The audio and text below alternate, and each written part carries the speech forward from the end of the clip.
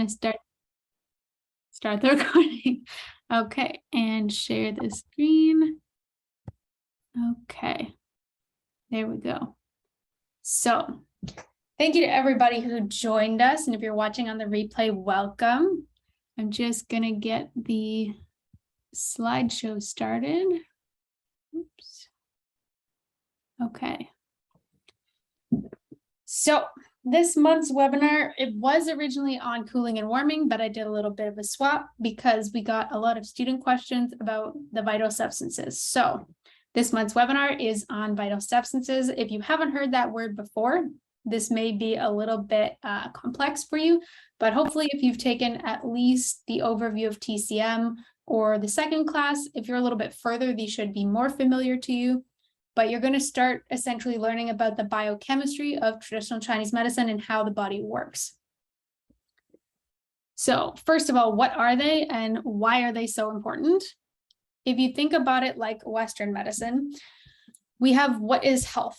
So health, in order for our bodies to be healthy, in traditional Chinese medicine, you have to have balanced yin and yang, which is our blue bar and red bars here. You have to have harmonious flow of qi, which is primarily the job of the liver, and you have to have a healthy amount and flow of vital substances. So there's 5 vital substances. You have blood, qi, shen or spirit, essence, and body fluids. So what we're going to do is look at how they work together, and I'm going to give you an overview shortly. But in order to understand how these interact with the body, we also have to look at what causes illness. So this slide may look familiar to you if you came to our last webinar, but essentially you have exogenous pathogenic factors or external to the body. So these include our 6 major pathogens, which we're going to talk about in November if you come to that webinar. Bacteria, climate, these are things that are outside the body that come inside. Endogenous pathogenic factors or anti-pathogenic factors are things that are inside of the body. So this is the way that conditions present in the body. So for example, you could have a case of stagnated blood or impaired wei qi, and we're going to learn about what those mean, but essentially how that one condition trickles through the body and affects all the vital substances. At emotional extremes, you can also cause damage to the body. So in the case of grief, the lung tissue actually thickens. And in the case of fear, your kidney will eventually become damaged in the case of extended fear, but that's your fight or flight emergency response. So in animals, if this is extended for too long, it's essentially like being in a 100-meter sprint permanently, which is very, very damaging to the body. But in order to understand how that works, we're going to look a little bit more into blood, which is one of our vital substances, and wei qi, which is a form of qi, which is our first vital substance. But first, what are they? Vital substances are essentially things in the body that keep it functioning. So if you think of it in comparative to Western medicine, you're thinking oxygen, blood, synovial fluid, nutrients, etc., that our bodies can't function without. And what we've learned is that an imbalance of any vital substance results in disease indicators. So these are the things that our practitioners are trained to look for, which is why understanding and mastering the skills of observation are very, very important. So I'm going to take the 2 examples from the previous slide. The first example is stagnated blood. The indicators that you would see would be cool limbs. You could see dizziness, dry or scaly skin. For weak wei qi, this is our immune system qi, which makes the animal more susceptible to infections and external pathogenic factors, which we're going to talk about. Yeah. Can I ask you a question? Yes, you can. At the beginning, you said there were 5 vital substances: blood qi, essence, wei qi, and the 5 vital substances are blood, qi, essence, body fluids, and shen or spirit. And we're going to go through each one in detail. Oh, okay. Then I was trying to write as fast as you were saying. Thank you. But okay. No worries. Okay. So general overview. For our 5 vital substances, we're going to go through what its function is. So essentially, what is its job? What does it do? If there are different types of it, we're going to talk about those. What are the energetics? So how does it work in the body?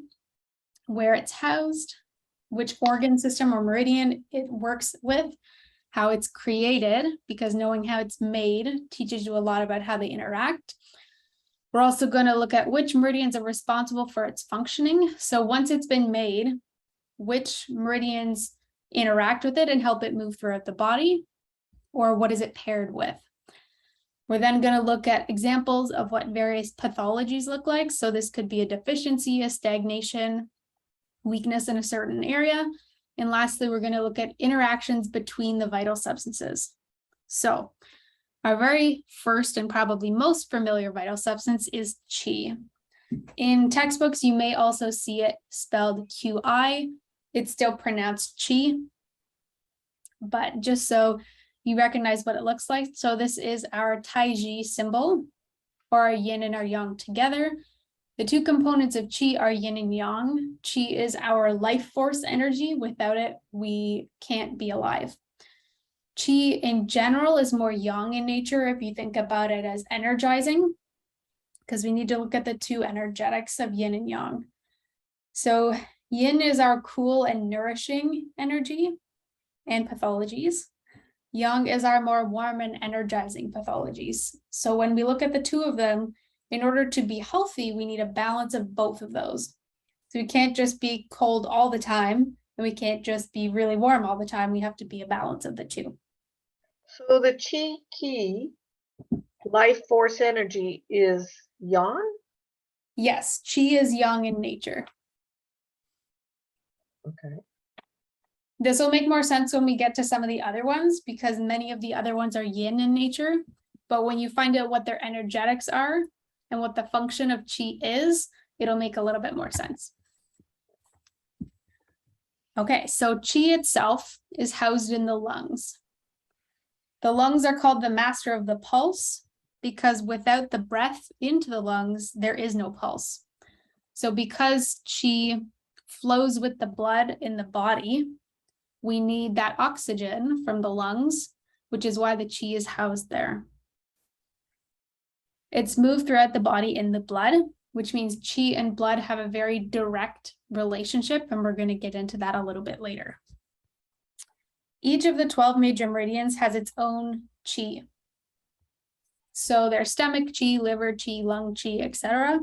So when we start to look at the pathologies, you may start to notice, and this is a little bit more for practitioners who are through the indicators and assessment class, you're going to see a lot of this, where you could see something like stagnated liver qi.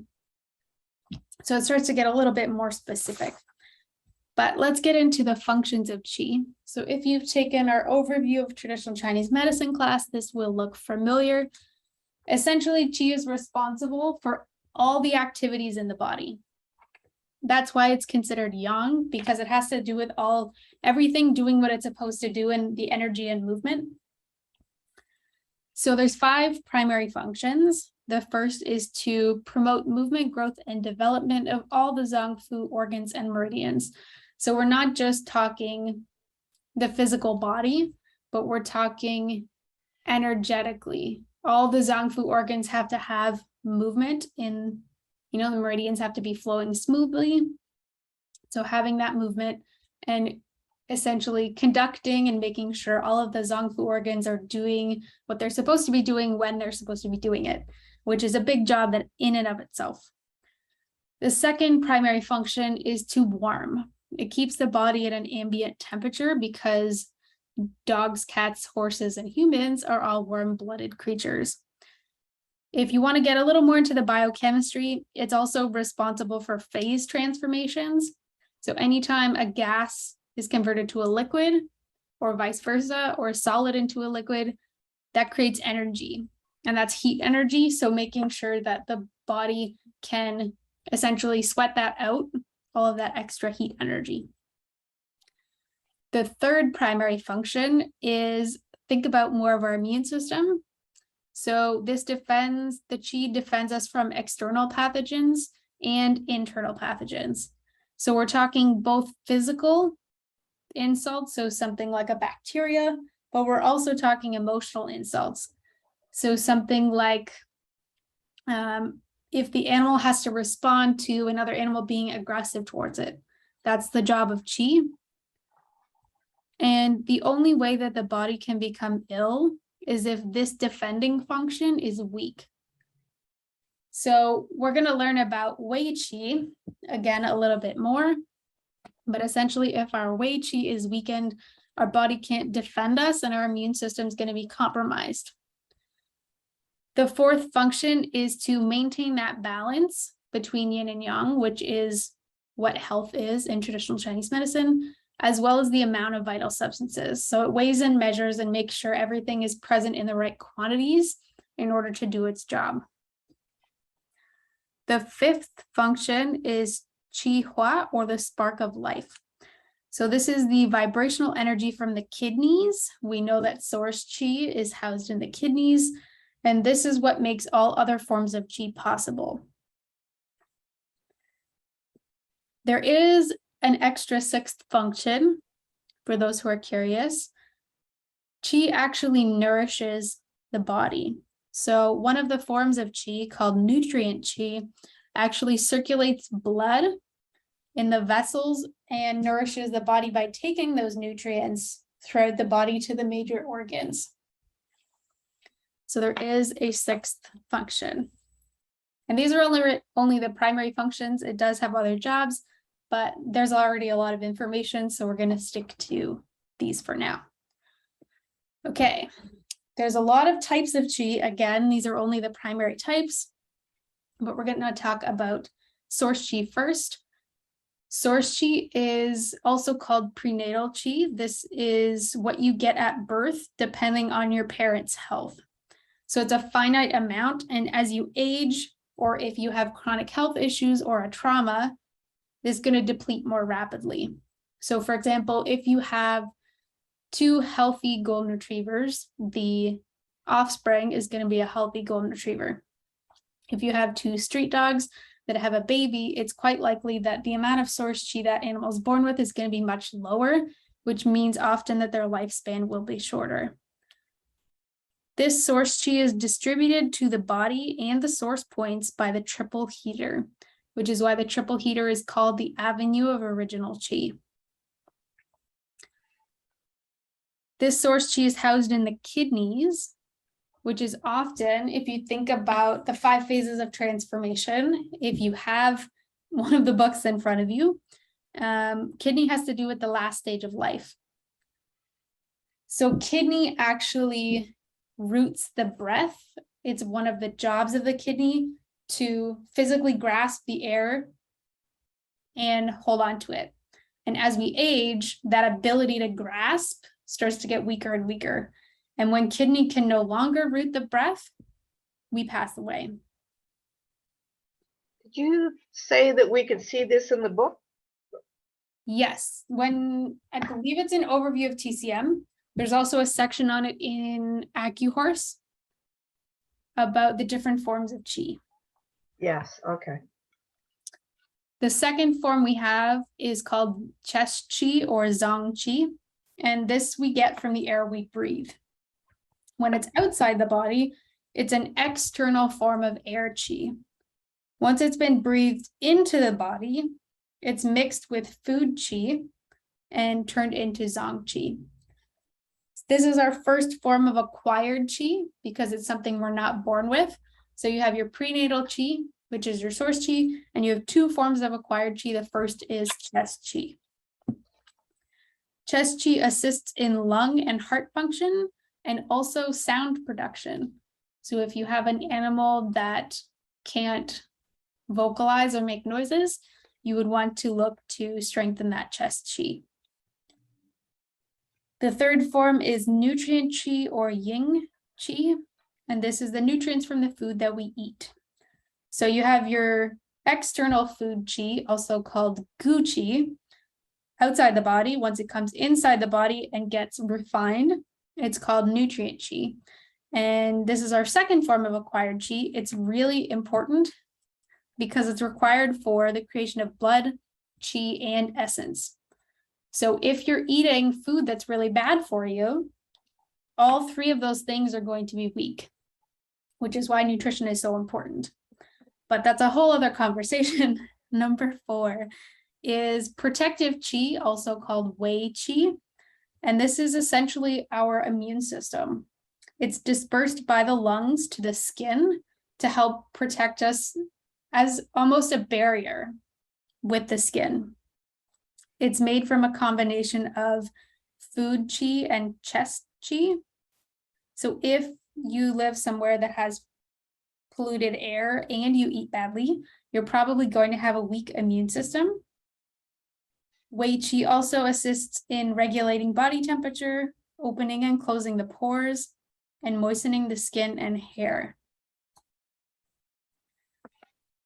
One more type is our zangfu qi. So this is the qi of the 12 major meridians, and each one represents the function. So for example, stomach qi, the job of the stomach is to receive and decompose food. Therefore, the function of stomach qi is to receive and decompose food. So if you think about the primary functions of each of the 12 major meridians, that is what the qi for each of those meridians does. Now the interesting part. The pathology is what happens if the amount of qi or quantity or quality of qi is affected. So in the body, if we have stagnant or obstructed qi, meaning it can't move where it needs to go, you're going to have pain. And in humans, this is easier to tell because they can tell you, my elbow hurts. But in dogs and cats, it's a little bit more difficult. And horses also, sometimes they will show you where the pain is, but sometimes they won't. So in the case of deficient qi, you're going to have your zangfu organs can actually stop functioning. You're going to have cold indicators due to a difficulty in maintaining body temperature. So if we remember that qi is yang in nature, if there's deficient qi or not enough qi, having cold indicators would make a lot of sense. You can also have fatigue and diarrhea, generalized weakness, exercise intolerance, and increased disease susceptibility. So if you don't have enough qi in your body, your immune system is going to be compromised. So that automatically makes you more susceptible to external pathogens, which is not great.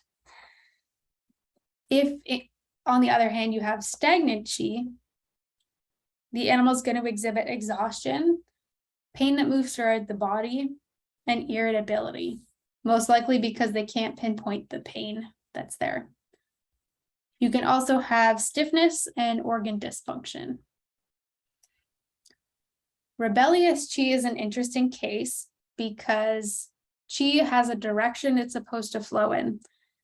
When we talk about the harmonious flow of qi and that being the liver's job, each meridian and its qi is supposed to move in a certain direction. So if we think about the stomach, we eat the food, it moves through our esophagus down into our stomach and then keeps moving down. So stomach qi is supposed to go down. If it's rebelling, that means it's coming up. So this often results in vomiting, belching, or hiccups, or nausea. Now remember, horses don't vomit, so you would more likely see the other indicators. For the lung, again, we breathe in the air, and it's supposed to go down to be refined before it gets spread throughout the body. But if the lung qi comes up, you may see coughing or asthma. In a more severe case, you may see what's called collapsed qi. And this is when the yin and yang are completely out of balance, and one may be deficient and will not be, the animal's not strong enough to come back to rebalance it. So this is often when organs prolapse and stop functioning. So again, we talked about deficiencies or stagnations for different meridians, but you can't have all the conditions for all the organs. So let me clarify that. You can have deficient lung qi and stagnant liver qi, but you can't have stagnant qi in all the meridians because of the way that they work together. So these usually target yin organs for deficiency and stagnation. Just for clarification there. Okay. Our second vital substance is blood. Now, what is blood? In Western medicine, we know that it is a red liquid that pumps through our body that carries oxygen and nutrients throughout the body. And if you accidentally cut yourself, the blood will come out of your body. So in traditional Chinese medicine, blood is the densest of the vital substances, but it's also yin in nature. So if you think about the energetics of yin, it's very nourishing. Blood's job is to nourish the body, carry that qi and the oxygen and the nutrients throughout the body to make sure everything is nourished, which is why it's yin in nature. Blood is housed in the spleen, but it's also controlled by the spleen. So if you have a pathology with the blood, you want to look and support the spleen. It's also replenished by the liver. So at any time there's a loss of blood, you want to support both the spleen and the liver, obviously after the animal's been to the vet. But two of those are the primary ones you want to look at. Blood is created in the heart by both prenatal and acquired qi. So you can already see how intricately qi and blood are related. But when we look at how it's physically made, you have to combine nutrient qi from the spleen, chest qi from the lung, and source qi from the kidneys to turn into marrow. And those three ingredients are used to create blood. Definitely different than Western pathology.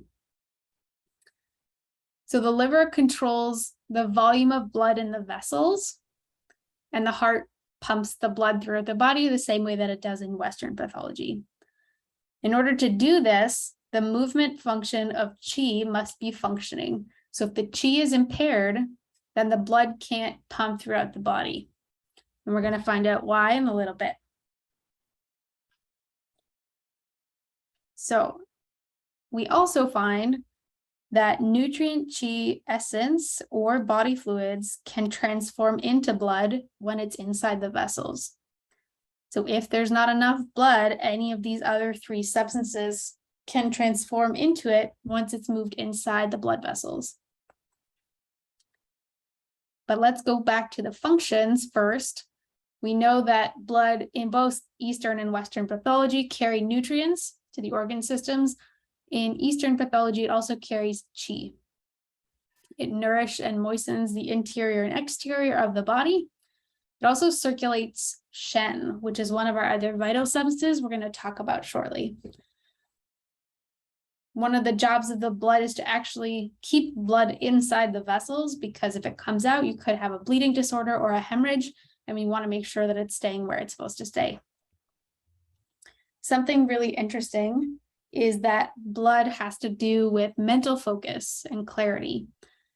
And if you think about having a toxic reaction in your blood, so say you were exposed to pesticides and your brain starts to get a little hazy, and that's one of your indicators. In animals, they can't always display this to us unless they have, usually it's easier to see if they have a job and something that they're supposed to do and they're struggling to do it. But having that movement and making sure your body is moving is a good way to increase mental focus. People say that animals who are exercised regularly and people who are exercised regularly tend to have more mental focus and clarity. For our pathology, we have a couple of different types of pathology here.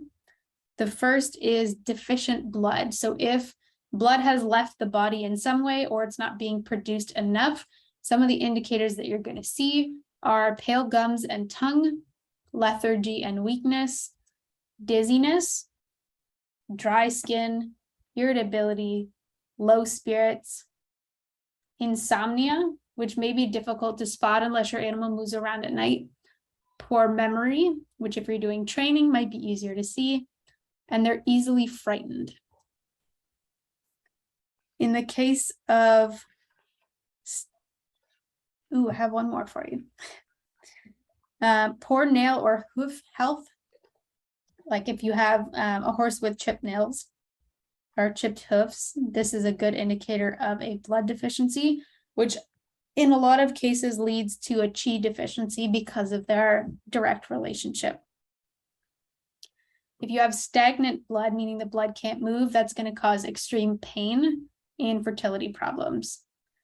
If there's heat in the blood, you're going to see rashes, dry skin, and dry eyelids. If there's bleeding, it's going to cause a qi deficiency because the qi is leaving the body in the blood, and it's often due to excess heat or a heat deficiency, which is why keeping the temperature controls is very important, which is also the job of qi.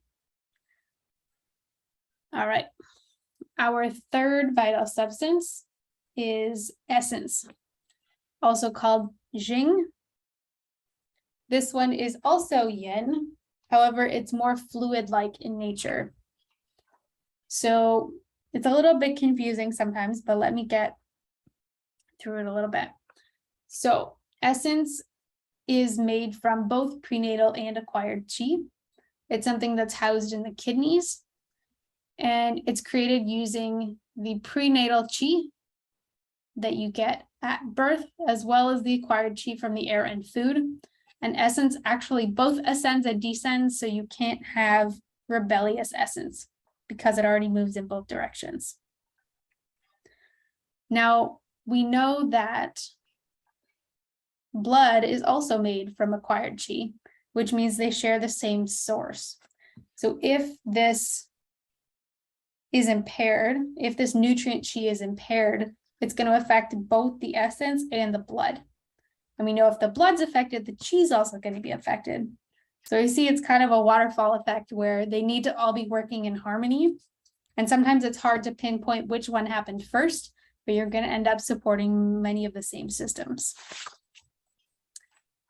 So the functions of essence. Our first type is source qi, which we already talked about in the section on qi, but this qi influences the animal's constitution, fertility, and as well as nourishing growth and development. Supports a healthy immune system, good brain function, and longevity. Think DNA. If you're born with a certain DNA depending on your parents, right? So if your parents are unhealthy, you're going to have a depleted amount of source qi to begin with. And if you have a deficiency in source qi, you're going to have decreased disease resistance for most of your life, which means it's probably going to be more easy for you or your animal to get sick if your parents were unwell. So if you think about it in terms of DNA, if your parents both had heart conditions, it's quite likely that you will also have a heart condition or you're more susceptible to it. It works the same way with animals. The second is acquired qi. So this is what supports and reinforces source qi. And we did a whole webinar about aging where I actually drew graphs for this to explain it a little better. But acquired qi is used to create the nourishing blood, has to do with the animal's daily vitality and to maintain a strong immune system. So if your animal's eating poorly, their acquired qi is going to be weaker. So they need to be able to maintain that. It's extracted from this food qi by the spleen, and it's reflected in the orifices of the head, which is your eyes, ears, tongue, mouth, and nose. So those may sound a little bit familiar to you because those are the orifices for the 5 major elements. So the liver essence is reflected in the health of the eyes. The kidney essence is reflected in the health of the ears. The heart essence is reflected in the health of the tongue.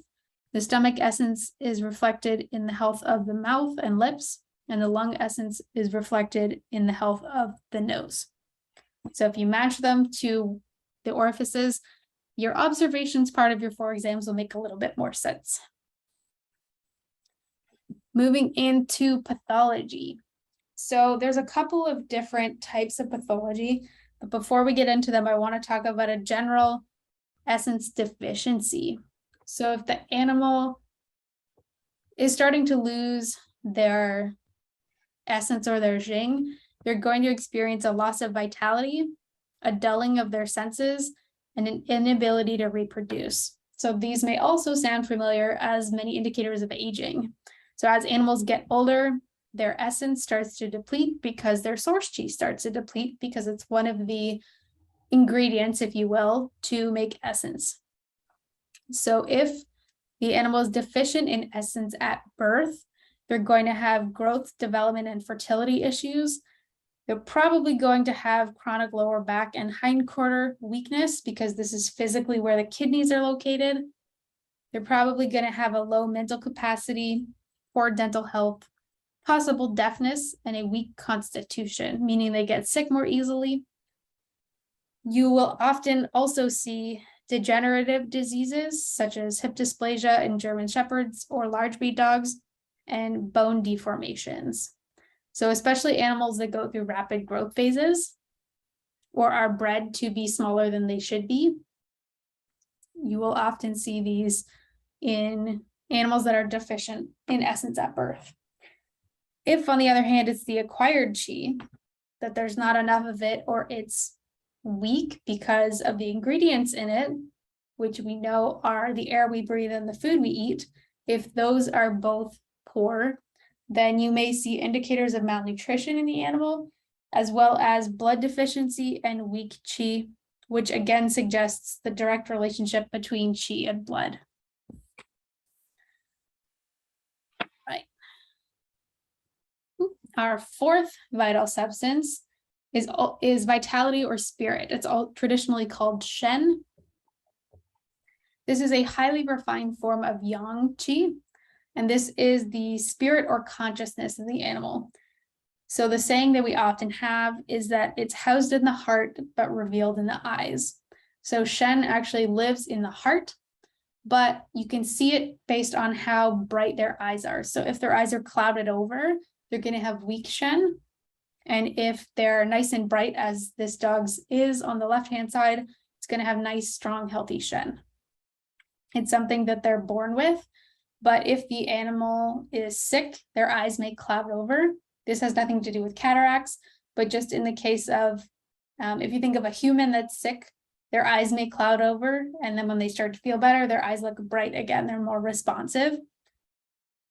Shen is moved throughout the body in the blood, as is qi, which is another direct relationship for you. So what is the Shen actually responsible for? Mental activities, memory, and sleep. So if you're someone that has burnt out before, it's quite likely your Shen is a little bit weak and you need a little bit of support in this area. So the job of Shen is to ensure the animal is alert and responsive because that has to do with their safety. In the wild, if they're not alert and not responsive, they're very likely to become prey. It also includes the animal's behavioral conformation, so their general attitude. Are they normally a very curious animal, but maybe when their Shen is weak or disturbed, maybe they're completely timid and they won't interact with anybody. And that's a good indicator, but this does vary animal to animal. So you know your animals best. If you know what their normal behavior is like, then you'll be able to tell when they're having a Shen disturbance, which we're going to get into the pathologies next. So in the case of Shen, if there is an imbalance, it's usually called a Shen disturbance.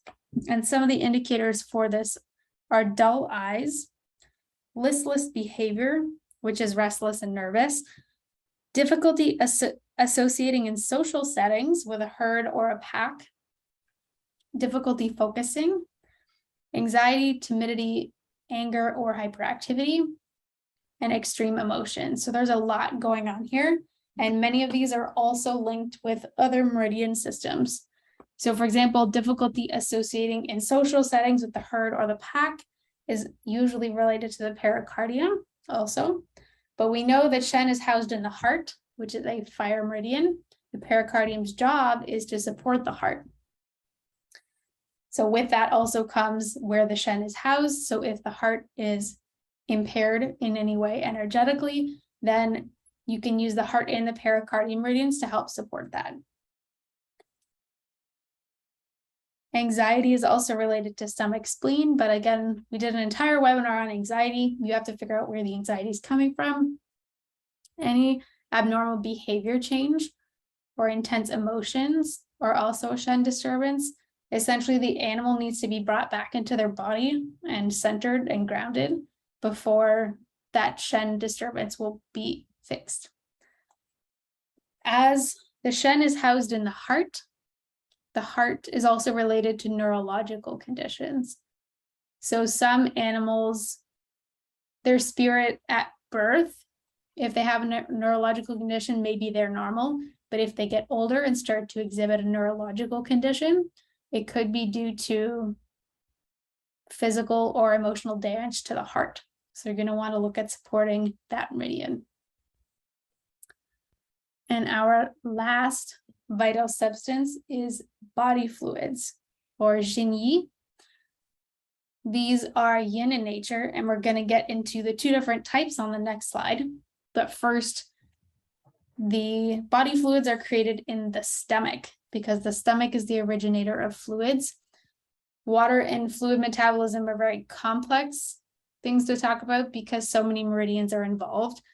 The lung, kidney, bladder, triple heater, and stomach, but also the spleen, small and large intestines, all participate in the maintenance and distribution of body fluids. The body fluids are moved to the skin by the lungs. Remember, the Wei Qi is also moved to the skin by the lungs, and then the body fluid moves down to the kidney and the bladder. So let's get into the two different types. We have our Jin fluids and our Yi fluids. So our Jin fluids tend to be lighter, thinner, watery fluids. So these are more for lubricating the exterior of the body. So if you think about substances that come out of our body, so sweat, saliva, tears, mucus, bodily secretions, those are all Jin fluids. Some of these are also, again, indicators of our Zongfu organs. So we know that sweat is related to heart and the fire meridians. We know tears are related to the eyes, which is the liver. We know saliva is related to the mouth, which is stomach, spleen, etc. So you start to see a little bit more about why the observations that you learn about in our hands-on classes, why our 4 exams make sense because of the link between the exterior of the body and the interior of the body. So our Yi fluids, sometimes also called spittle or phlegm, are the thicker, heavier fluids that lubricate the interior of the body, such as the Zongfu organs, body orifices, joints, spine, bone marrow, and the brain. And these circulate with the blood in the vessels. So the body fluids move with the blood, the Qi moves with the blood, and the Shen moves with the blood. So you can see why first blood is considered yin in nature, because it's nourishing and it takes all of these vital substances and moves them through the body to make sure everything is functioning the way that it should. But also everything is related to blood, essentially. So let's look at our pathology. So one of our 6 major pathogens is dryness. In this case, we're just talking about indicators of dryness, not the external pathogen itself. So the loss of body fluids in the body, are going to see a lot of indicators that signify dryness, such as joint pain and the inability to sweat, which is called anhidrosis. Fire truck in the background, sorry about that. Dehydration, which will cause dry skin, constipation, or a dry nose. Respiratory problems because the lungs need moisture in order to do their job. And loss of control over body fluids. So in this case, we're talking about incontinence or bladder control, essentially, or excessive sweating. This is often caused by or related to a Qi or blood deficiency, because again, the direct relationship between Qi, blood, and body fluids. If, on the other hand, water metabolism is impaired and you have excess body fluids, or stagnation, meaning it's not moving, but it's supposed to, you're going to have indicators of dampness and or phlegm. So dampness is one of our other 6 pathogens that you can learn about in our November webinar. But dampness essentially causes feelings of lethargy, being weighed down. You can have edema or diarrhea or a full low abdomen. These are all indicators of dampness. Phlegm, on the other hand, is not mucus. That's a common misconception in traditional Chinese medicine, but phlegm can actually cloud the mind, which can cause indicators of depression or unresponsiveness. It can also cause a cough. So if the body fluids are in excess, there's too much of them. Think about fluids actually physically accumulating in the body. Dampness and phlegm both make sense because those are 2 of our fluids in our body that we want to be in a normal quantity. So hopefully that makes sense. I'm going to have the question period at the end. Our interaction between qi and other vital substances. So if you've taken our 2-day hands-on class, you will have heard this first sentence before. Blood is the mother of qi. Qi is the commander of blood. So this may be a little bit confusing, but if you break it down, we know that blood is yin in nature and qi is yang in nature. You remember the energetics. Yin is used to nourish the body. Qi is yang in energy, which means it has to do with movement. So to translate this sentence, the nutrients of blood nourish the activity of qi, and the activity of qi create the nutrients and circulation of blood. So because one of qi's actual jobs and types is nutrient qi, and that's what's used in the blood, the relationship is very, very close. Blood also carries qi, shen, and body fluids. So there is a very direct relationship there. Qi must also connect with blood and body fluids to stay within the body, because otherwise you'll have a qi deficiency. If there's a stagnation in that qi, you're also going to have a blood stagnation, which eventually leads to a shen disturbance because they're all closely linked together. The qi produces balances, which is one of its primary functions, remember, to maintain balance, and moves the body fluids because it's yang in nature and it has to do with moving things around. Acquired qi, or essence, and marrow, which is a body fluid, are both used to form blood. Our other type of essence, source qi, directly influences the health of the kidney, which influences body fluids and blood. So everything is all interrelated. Again, if you have a blood stagnation, it's likely to lead to a shen disturbance because blood carries qi and shen. Blood and body fluids can actually transform into each other because they share the same source. Both have moistening and nourishing functions.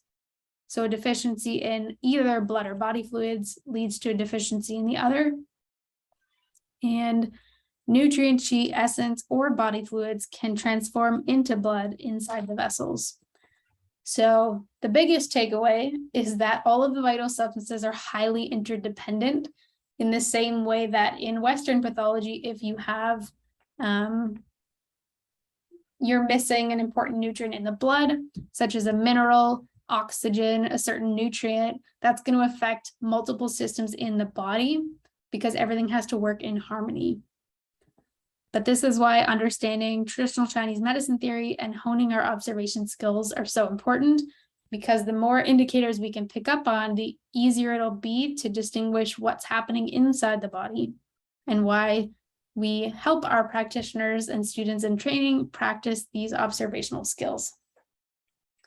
So we're going to run through one example just to help to clarify it for you a little bit. Just need a little bit of water. Okay, so in this example, we have an external pathogen coming into the body, and we're going to see how it affects the systems in the body. And then I'm going to leave some room at the end for you to add anything else if you think that would cause anything else in the body.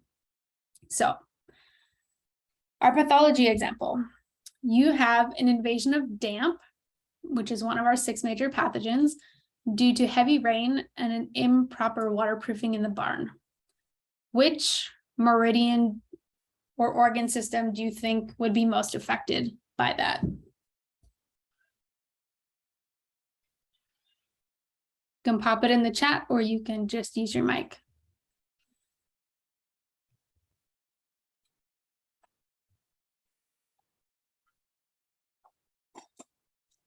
Okay, I'll give you the first one.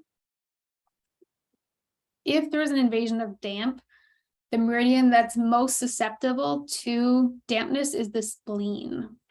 So this first step is that the spleen will be weakened by the invasion of damp. Whenever we have external pathogens, quite often the lung is also affected because that's where our immune system is. But for now, we're just going to talk about the spleen. So if the spleen is then impaired, we think about what the spleen's job is and the indicators that would happen if the spleen wasn't functioning the way that it should. So if the spleen cannot perform its functions, what indicators would you see in the animal? What are some indicators for a weak spleen?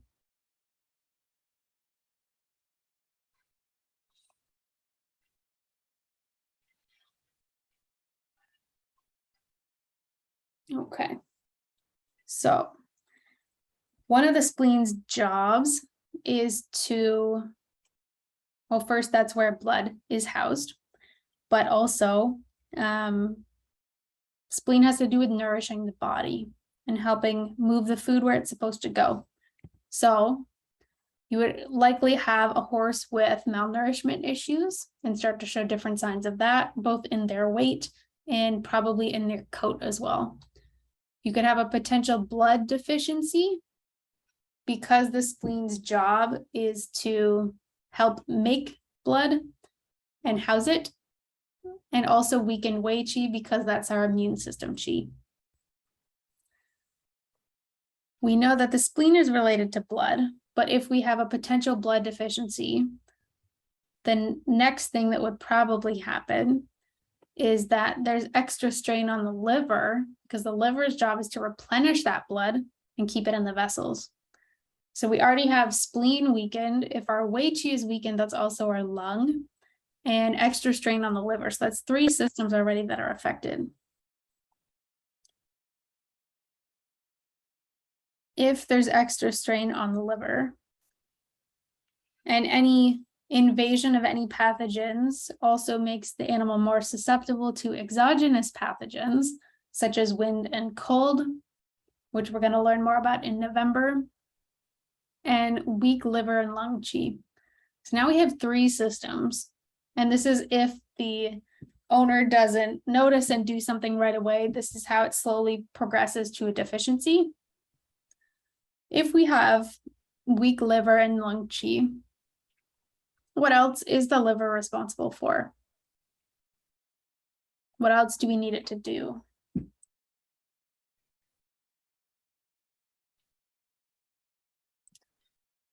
Something that's really important for horses is that the liver governs tendon and ligament health, and the lung governs respiratory health. So if both of those systems are impaired, the horse is going to be more susceptible to tendon ligament damage if they're still standing in, a wet area and they're cold. Their muscles could start to show issues if their body temperature is too low.